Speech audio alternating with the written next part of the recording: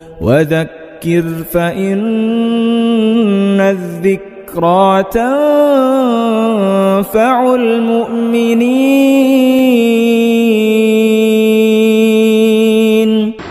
الحمد لله وكفى وسلام على عباده الذين اصطفى. أما بعد. عن مالك رحمه الله تعالى قال: بلغني أنه قيل للقمان الحكيم ما بلغ بك ما ترى؟ قال: صدق الحديث وأداء الأمانة وترك ما لا يعنيه. قابل احترام بزرگ اور دوستو، یہ ایک روایت موطا امام مالک میں موجود ہے اور اسی کے حوالے سے صاحب مشکات نے نقل کی ہے۔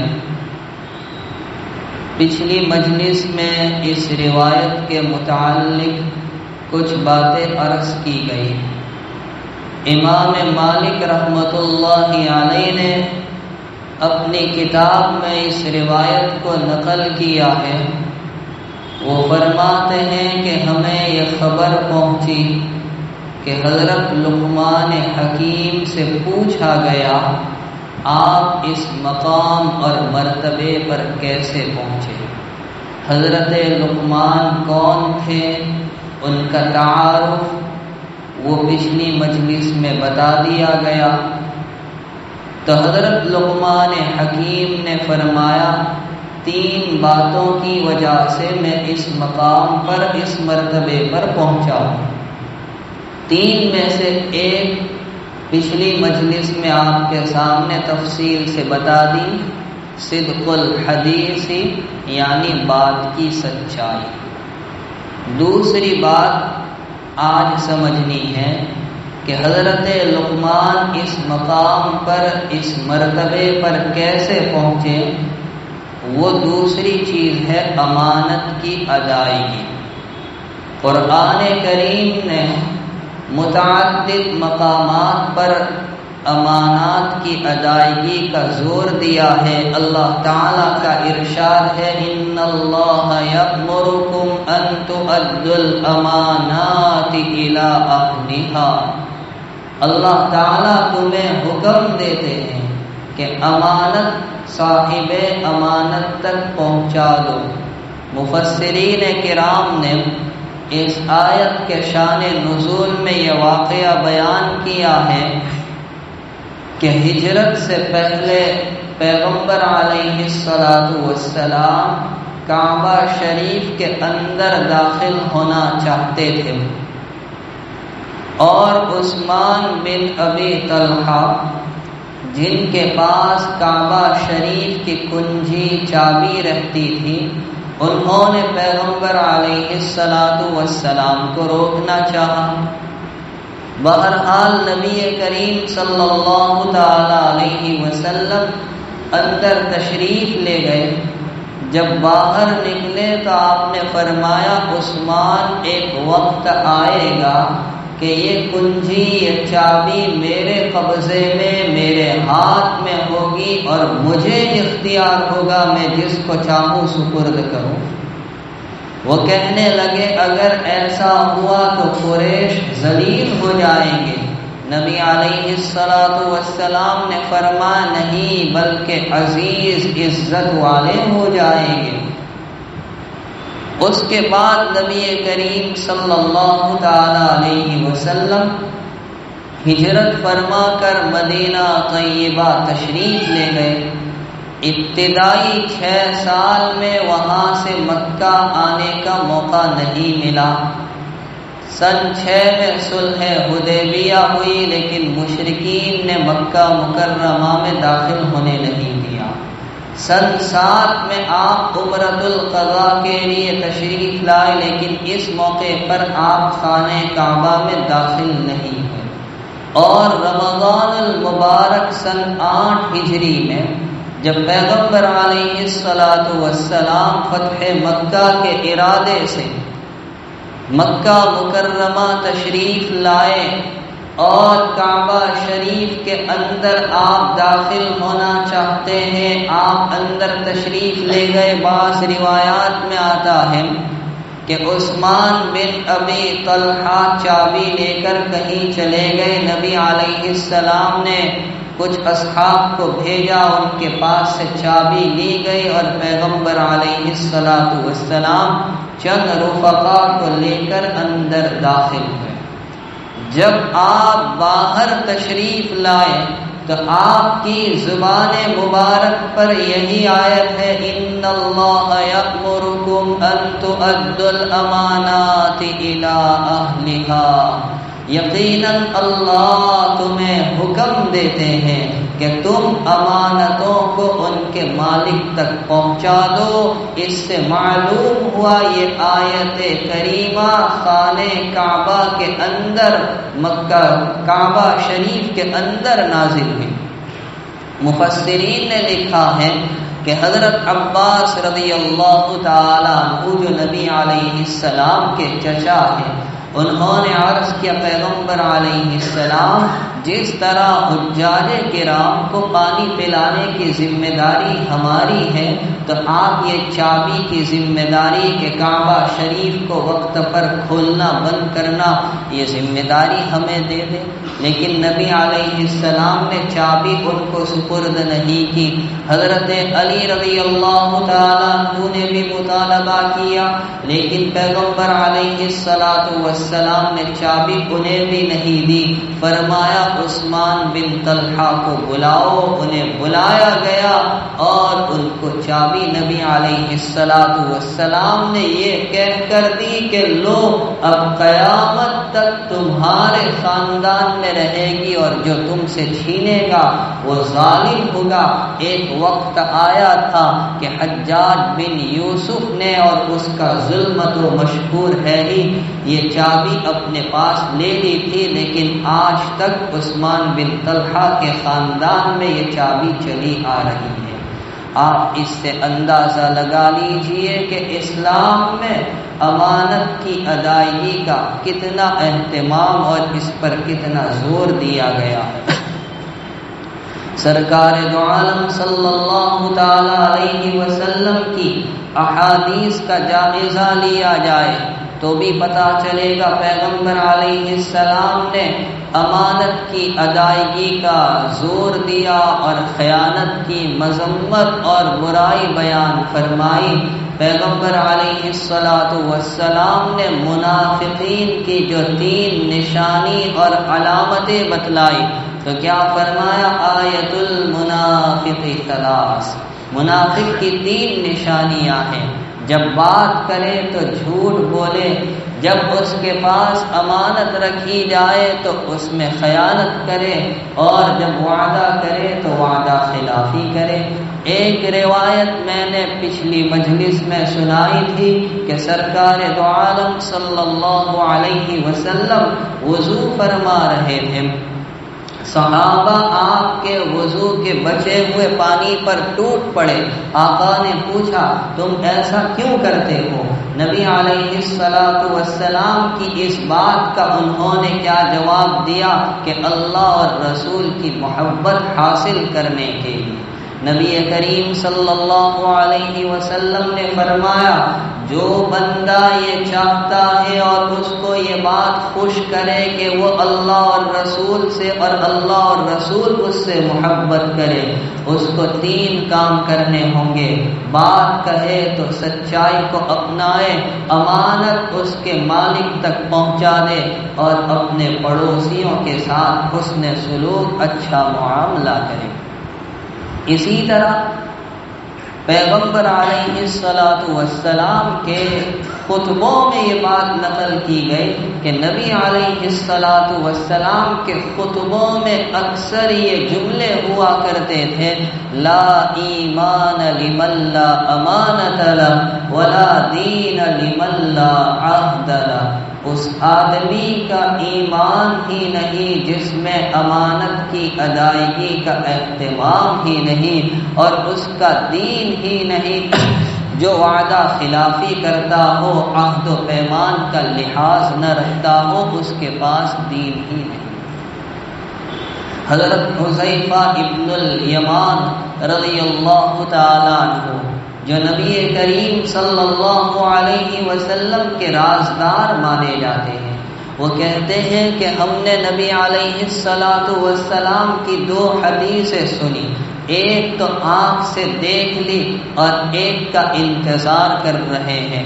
جو آنکھ سے دیکھ لی، جس کا مشاہدہ کر لیا، وہ یہ کہ امانت لوگوں کے دلوں میں اتر چکی ہے، اور کیوں نہ ہو، وہ دور نبوت ہے، وہ معاشرہ مدنی معاشرہ ہے، اس سے بہتر، اس سے پاکیزہ، اس سے عمدہ معاشرہ کوئی نہیں ہو سکتا۔ ایک طرف سے قرآن کا نزول ہو رہا ہے، دوسری طرف سے نبی کریم صلی اللہ تعالی علیہ وسلم کے ارشادات سے صحابہ کرام فیضیاب ہو رہے ہیں، تو ہر ایک کا مزاج ایسا بنا ہے کہ وہ امانتوں کا اہتمام کرنے والا، گویا امانت اس کے دل میں پیوست ہو چکی ہے۔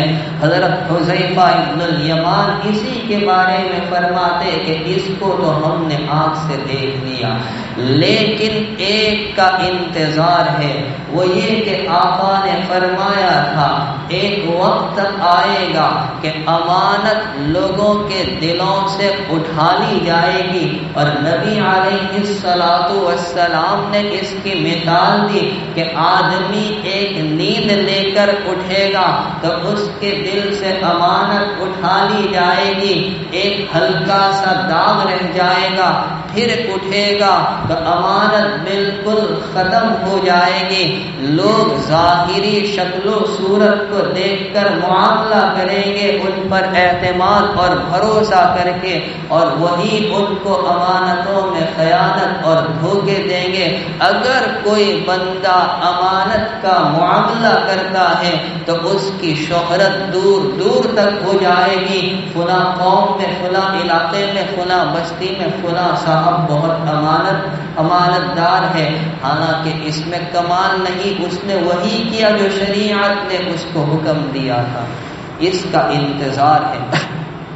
آقا علیہ السلام نے فرمایا تھا اگر تم 6 چیزوں کی ذمہ داری لو، میں تمہارے لیے جنت کی ذمہ داری لیتا ہوں۔ بات کہو تو سچ کہو، امانت صاحب امانت تک لوٹا دو، وعدے کو پورا کرو، شرمگاہ کی حفاظت کرو، نظر کی حفاظت کرو، اور اپنے ہاتھ کو ظلم سے روک کر رکھو۔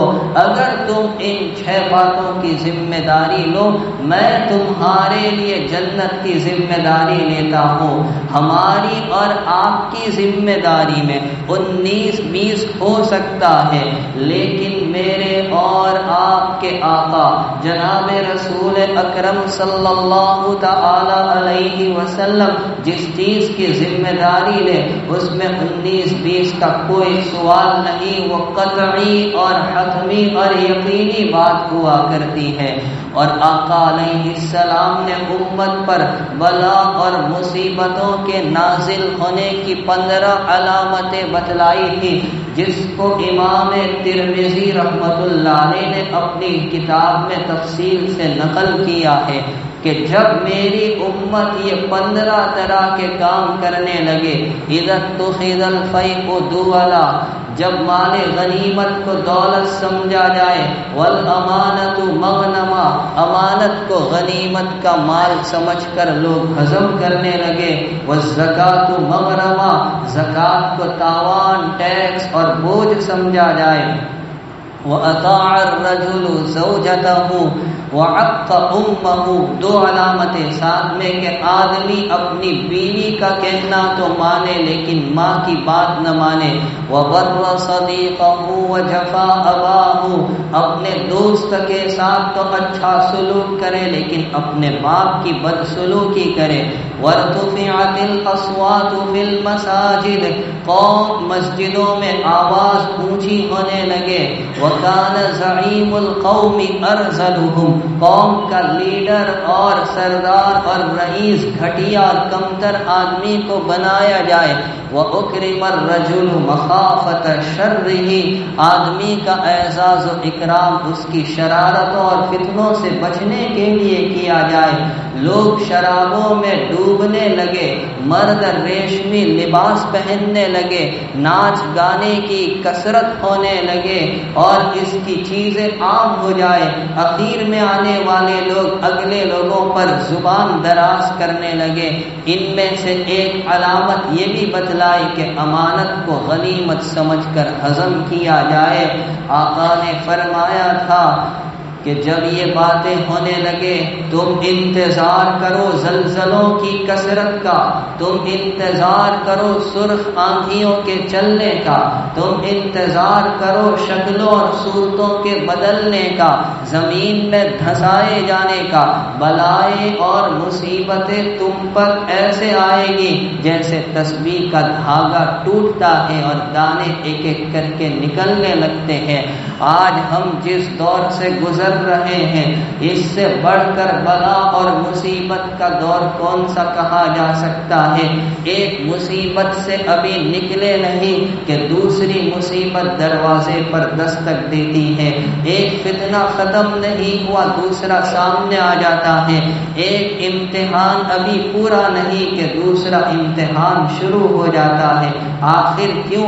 اس لیے کہ ہم نے امانتوں کو غنیمت سمجھ کر ہضم کرنا شروع کیا ہے۔ امام بخاری رحمت اللہ علیہ نے واقعہ نقل کیا ہے کہ ایک غزوے سے واپسی ہو رہی تھی۔ نبی کریم صلی اللہ علیہ وسلم کا ایک خادم جس کا نام بخاری کی ایک روایت میں کرکرا اور ایک روایت میں مدعام بتایا گیا ہے، وہ آپ کی اونٹنی پر کجاوا اور سامان درست کر رہا تھا۔ اچانک دشمنوں کی جانب سے ایک تیر آیا اور اس غلام کو لگا جس سے وہ مر گیا۔ لوگوں نے اس کو خوشخبری دی، بشارت دی کہ یہ تو شہید ہو گیا، شہادت کی بشارت دی۔ آقا نے فرمایا شہادت کی بشارت دیتے ہو، خوشخبری دیتے ہو، جہنم میں جائے گا اس چادر کی وجہ سے جو اس نے غنیمت کی تقسیم سے پہلے اٹھائی تھی۔ آج ہمارا حال یہی ہے۔ امانت پر شریعت نے کتنا زور دیا۔ امام بخاری رحمت اللہ علیہ نے واقعہ نقل کیا ہے، نبی کریم صلی اللہ علیہ وسلم نے پچھلی امتوں کے دو واقعے سنائے۔ ایک واقعہ یہ سنایا کہ ایک آدمی نے اپنا مکان فروخت کیا۔ اب جس نے خریدا اس نے جب زمین کھودی تو اندر سے ایک گڑھا نکل آیا جو سونے سے بھرا تھا۔ آج کوئی بندہ ہوتا تو کہتا الحمدللہ کام ہو گیا۔ خریدنے والے نے کیا کہا؟ وہ خریدنے والا بیچنے والے کے پاس آیا اور کہا کہ تمہارے اس مکان میں سے گڑھا نکلا ہے، میں نے تم سے مکان خریدا ہے، سونا نہیں خریدا ہے، اس لیے یہ تمہارا ہے، اس پر تمہارا حق ہے۔ اس نے کہا میں نے مکان، زمین اور اس کی ساری چیزوں کے ساتھ بیچ دیا اور تم نے خرید لیا، اس پر تمہارا حق ہے۔ دونوں کہہ رہے، یہ کہہ رہا ہے تمہارا حق ہے، وہ کہہ رہا ہے تمہارا حق ہے۔ تیسرے آدمی کو فیصل بنایا گیا۔ اس فیصل نے کہا اچھا یہ بتاؤ، ایک سے پوچھا تمہاری اولاد میں کوئی ہے؟ ایک نے کہا ہے، میرے یہاں لڑکا ہے۔ دوسرے سے پوچھا کہ میری لڑکی ہے؟ کہا دونوں کا آپس میں نکاح کر دو اور یہ مال انہیں کو دے دو اور ان میں سے کچھ صدقہ کر دو۔ یہ ہے امانت کی ادائیگی۔ اور ایک واقعہ جس کو امام ترمذی رحمت اللہ علیہ نے نقل کیا ہے، اور واقعہ یہ ہے کہ ایک بندہ محتاج تھا، اسے ضرورت پیش آئی تو وہ سمندر پار کر کے دوسری جگہ کسی تعلق والے سے 1000 درہم لینے کے لیے گیا. اس نے کہا آپ میرے پاس سے اتنی بڑی رقم لے جاتے ہو لیکن کوئی گواہ ہے؟ اس بندے نے کہا کفا باللہ شہیدا، اللہ کی گواہی کافی ہے. کہ اچھا کوئی کفیل اور ذمہ دار؟ تو کہا کفا باللہ کفیلا، اللہ کی کفالت اور ذمہ داری کافی ہے. تو اس نے کہا ٹھیک ہے، 1000 درہم اس کو دے دی اور مدت طے ہو گئی، اتنی مدت میں ادا کرنی ہے. جب یہ مدت پوری ہوئی تو یہ قرض دار رقم ادا کرنے کے لیے سمندر کے کنارے تک پہنچا. یہاں آ کر کشتی تلاش کرتا ہے تو کشتی ملی نہیں. پریشان ہے کہ میں رقم کیسے ادا کروں، حیران و پریشان گھوم رہا ہے. تو اس کو سمندر میں ایک لکڑی تیرتی دکھائی دی، اس کو اٹھا لی. اس میں سوراخ جیسا تھا تو جو رقم لوٹانی تھی اس کے اندر رکھ دی اور پرچی بھی رکھ دی. اور پرچی میں یہ لکھ دیا کہ اے سمندر، میرے قرض ادا کرنے میں تو ہی حائل اور مانع بن رہا ہے، رکاوٹ بن رہا ہے. اب میں تیرے حوالے کرتا ہوں، تیری ذمہ داری کہ تو اس کو صاحب مال تک پہنچائے. دوسری جانب وہ قرض دینے والا وہ دوسرے کنارے پر چکر لگا رہا ہے کہ اب تک یہ بندہ آیا نہیں، یہاں کی زبان میں مجھے ٹوپی پہنا گیا. اس نے سمندر میں ایک لکڑی تیرتی دیکھی تو سوچا کہ اس کو سکھا کر جلانے کے کام لے لیں گے. اس لکڑی کو نکالا تو اندر سے وہ تھیلی میں پیسے بھی نکل آئے، پرچی بھی نکل آئی، اور اس طرح سے اس کو اس کی یہ امانت مل گئی. سچ ہے من کان للہ کان اللہ لہ، جو اللہ کا ہو جاتا ہے اللہ اس کے ہو جاتے ہیں. جب بندہ امانت کا اہتمام کرتا ہے تو اللہ تعالیٰ اس کے لیے پریشانیوں سے نجات کے راستے از خود نکالتے ہیں. تو اسلامی شریعت نے امانت پر اتنا زور دیا.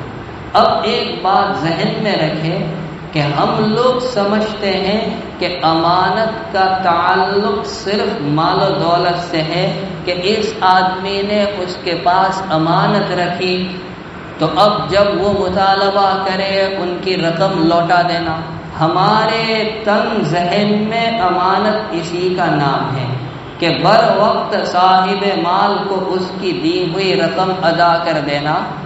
یہ تو امانت کی ایک قسم تھی، ورنہ امانت کا دائرہ بہت وسیع ہے.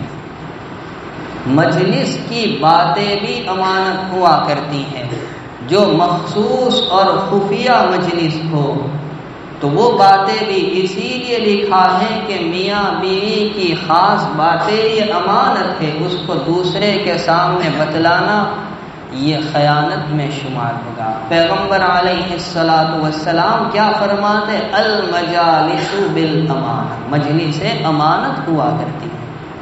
یہ دو قسم ہوئی، مال میں امانت، مجلس میں امانت. تیسری قسم ہے مشورہ، کہ اگر آپ سے کوئی مشورہ طلب کرے تو جھوٹا مشورہ مت دو، یہ خیانت ہو جائے گی. اس کو صحیح مشورہ دیا جائے. آقا علیہ السلام فرماتے المستشار مؤتمن، جس سے مشورہ لیا جائے وہ امین ہوتا ہے، امانت دار ہوتا ہے.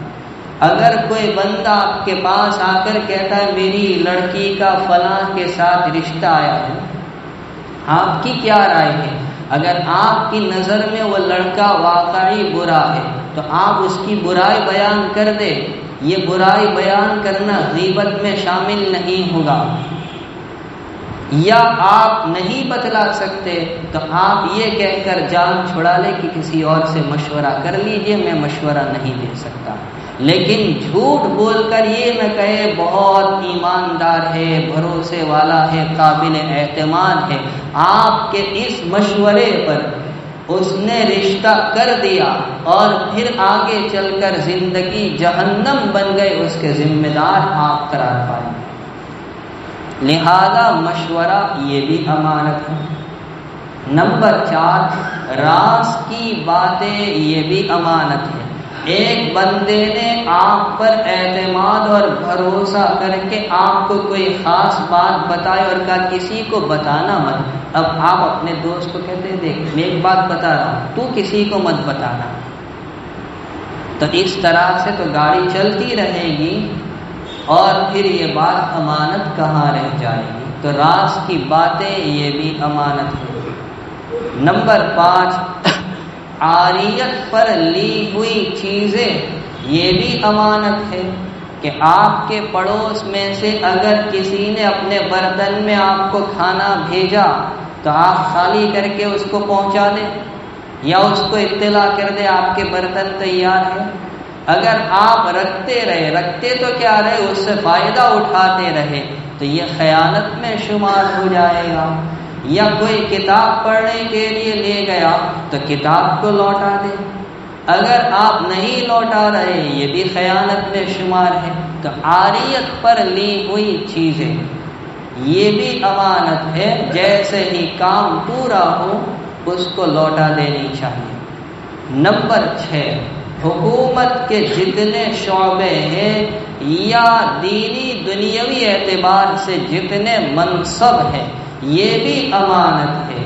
اب چاہے مسجد کا امام ہو، چاہے ٹرسٹی اور متولی ہو، چاہے کسی سنستھا اور ادارے کا پرمکھ اور صدر ہو، آپ منتخب کرنے سے پہلے دیکھ لیں کہ وہ اس کا اہل بھی ہے یا نہیں۔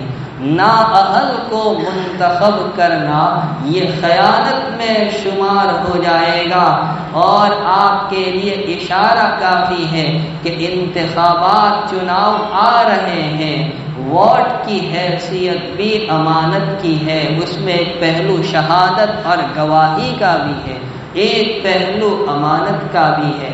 خدا کے واسطے چند کوڑیوں کے بدلے اپنے ووٹ کو ضائع کر کے اپنے ایمان کا سودا نہ کیجیے۔ آپ کی نظر میں جو اہل ہو اس کو وہ دیجیے۔ اگر آپ نے چند کوڑیوں کے خاطر نااہل کو ووٹ دیا ہے، آپ کا شمار خائنین میں، خیانت کرنے والوں میں، جھوٹی گواہی دینے والوں میں ہو جائے گا۔ معلوم ہوا حکومت کے عہدے اور منصب یہ بھی امانت میں شامل ہے۔ اسی طرح ہمارے اعضاء امانت ہے، آنکھ امانت ہے، کان امانت ہے، زبان، ہاتھ، پیر، دل، دماغ امانت ہے۔ ان کا استعمال اگر آپ ان چیزوں میں کر رہے جن کا شریعت نے حکم دیا تب تو ٹھیک، اگر آپ شریعت کے خلاف چیزوں میں کر رہے تو یہ خیانت میں شامل ہے۔ اور اسی طرح شریعت کے احکام امانت ہے، یہ وہی تو امانت ہے جو اللہ نے آسمان پر، زمین پر، پہاڑوں پر پیش کی۔ ان عرضنا الامانۃ علی السماوات والارض والجبال فابین، آسمان، زمین اور پہاڑ سب نے انکار کیا، لیکن انسان نے احکام شریعت کی امانت کے بوجھ کو اٹھایا، لہذا 5 وقتہ نماز پڑھنا امانت ہے، اگر آپ گلاٹ مارنے خیانت میں شامل ہے۔ رمضان کے روزے رکھنا امانت ہے، بلا عذر نہیں رکھتے یہ خیانت میں۔ شریعت کے جتنے احکام ہیں، معلوم ہوا امانت کا دائرہ بہت وسیع ہے۔ تو لقمان حکیم سے پوچھا گیا آپ اس مقام پر، اس مرتبے پر کیسے پہنچے؟ فرمایا 3 باتوں کی وجہ سے، بات کی سچائی اور امانت کی ادائیگی۔ تیسری کیا ہے وہ انشاءاللہ اگلی مجلس میں اللہ تعالی ہم سب کو عمل کی توفیق نصیب فرمائے۔ وآخر دعوانا الحمدللہ۔